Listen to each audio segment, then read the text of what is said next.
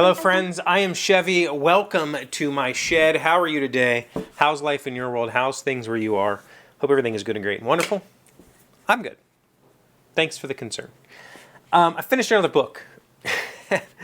and it's a quick read, but it's a full book, right? And I think that means something. But it's a book I've always wanted to read and just never have for some reason. I've kind of forgotten about. But I found it for free on Kindle Unlimited, so I decided to do it. Now, I was reading Earthsea the other day, and I think I did do a video on Wednesday about it, saying that, I wasn't excited to read it, but I read it anyway. And then shortly after that video, I finished it because there was very little left, and I wasn't aware of that because the Kindle tells you like how much of the book you're through, and I think that the book ended at like 85%, and the last 15% was like author's stuff and a whole huge chapter from the next book. I don't know why they do that in digital print. Like, I don't ever want to read the first chapter of the next book unless I'm reading the first chapter of the next book. Like, I've never wanted that. So it was deceptive.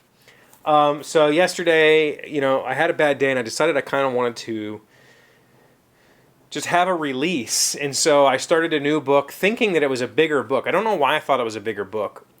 It's 75,000 words, but of course you saw the title. It's I Am Legend.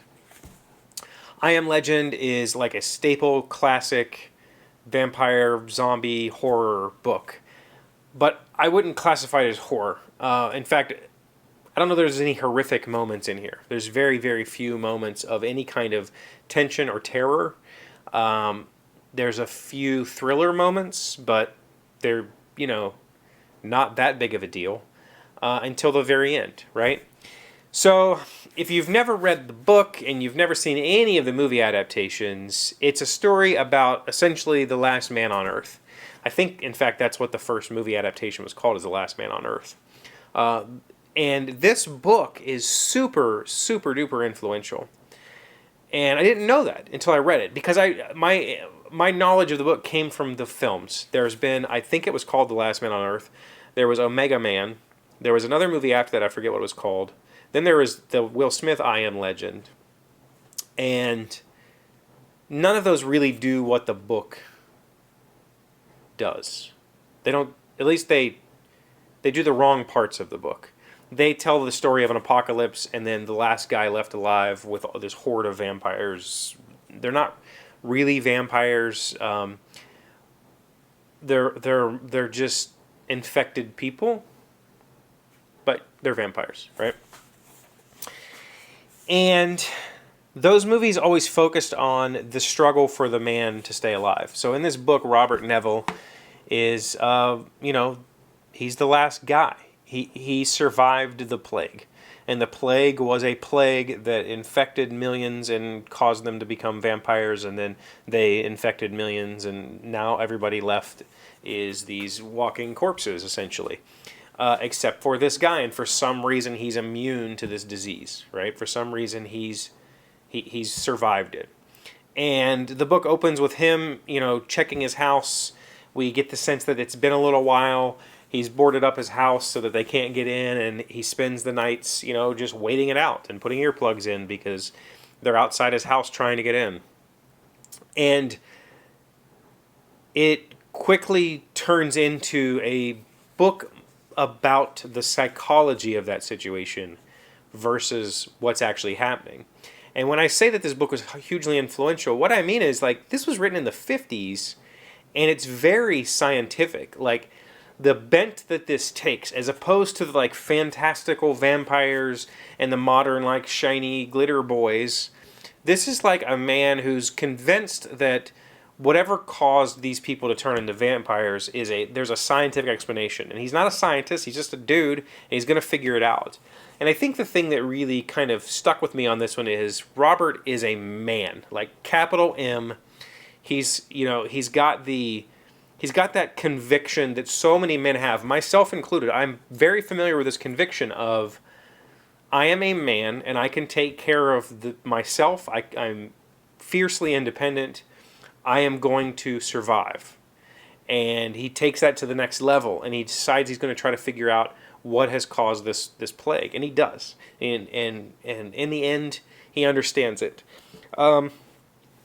And it tears into the psychology of that. It tears into the psychology of this man being trapped in his house every night, and sometimes on rainy days because, sunlight hurts these things, and they come and throw rocks at his house and try to get in.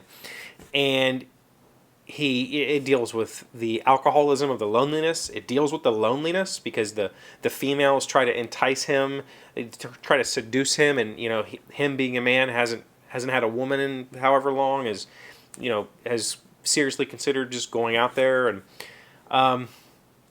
it really is more of a psychological thriller than anything. It really dives into what this dude went through. And it's influential because it was in the 50s, and it was trying to explain scientifically the myth of the vampire. Instead of just having this fantastical creatures, the hordes of them, it's more of a disease that caused a problem, and now this is the remnants of it. And, when reading this, The Strain, if you've read The Strain or you've watched the show, The Strain was one of my favorite reads until the last 3 chapters. The last 3 chapters, I almost set the books on fire and threw them out of my house. I was that pissed off at the ending of those books. And maybe someday, if you want to hear my review of The Strain, I'll reread them and talk about them, because I loved the books up until the last 3 chapters. But The Strain was really about vampirism being an infection and the science of that. This book did that already. I didn't know that. I had no clue, because the movies always focused on the struggle of staying alive in this world, and made Robert to be a hero. Whereas in this book, he's not a hero. In this book, he's struggling to be the last man alive. He ends up being a legend, right? That's the point. And if you haven't read if you're interested in reading the book, you should probably just stop, because I'm going to tell you the ending right now. The ending is more about how some of the people who got infected didn't necessarily die. They're still alive, but they're infected, and they figured out a way to control the infection. And they are the new race. And Robert realizes that he is now the legend. Like, the vampires were the legend, and now they're real. And he, the human, the last human, he is the legend. And these new people are taking over the world. And it's a really remarkable ending. I felt, we got to start with Robert really struggling to stay alive, going through some really tense emotional moments, breaking down alcoholism, dependency, hope. When the dog comes along, he suddenly develops hope and starts to kind of try to rebuild his world, and actually puts effort into doing all the things he said he's going to do and he's never done. And then he meets, I don't remember her name, the girl, and realizes that he is it. Like, he's not the hero of this story. There's a new race that's going to take over the world, and it's not him. He's not searching for survivors anymore. There are no survivors. It was him, and now he's just a legend, the last human that was killing all these people. And it's remarkable. It was a really well written story. It's like 75,000 words. I read it in about 2.5 hours. So it was a super quick read, and I really enjoyed that. It's really refreshing. I read a whole lot of fantasy, and those books take days, 20 hours to read, as opposed to something that just gets through in, 3 hours-ish. And it was really refreshing to read something quick and easy like that. I enjoy books like that. Writing style is super simple. There was very few moments when I had to look up words, and they were mostly because they were words that were used often in the 50s and aren't necessarily used anymore. And so I understood them, but I wanted to make sure that I knew the definition. They weren't out of place. I could have just kept reading through them, but I stopped a few times and checked on some words.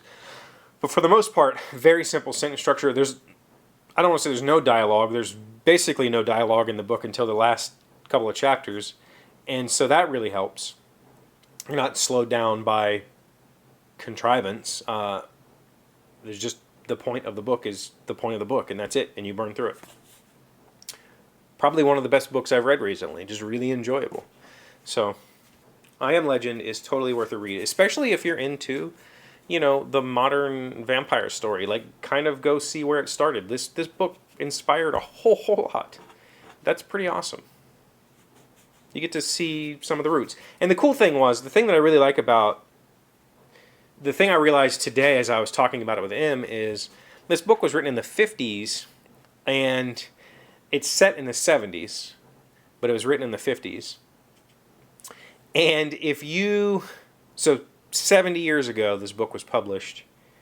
If you didn't know, if you just strip the dates off of the chapter headings and just read a book, like, this could very easily be set today. Like, the world that is the post-apocalyptic world of the 50s is the exact same as what we would have today. There's, he has refrigerators, he has air conditioners, he has a generator, he has a car. It's the same story. Like, this book is timeless, seemingly. That I thought was very cool. That's what I have for you today. I'm going to go enjoy my weekends with my kids. Thank you for being here as always. Thank you for liking and commenting, subscribing, being amazing friends and wonderful people. I really appreciate you. And I will see you again tomorrow. Today's word you should know to sound smart is consecrate. It is to declare something sacred, true, sacrosanct, or inviolable.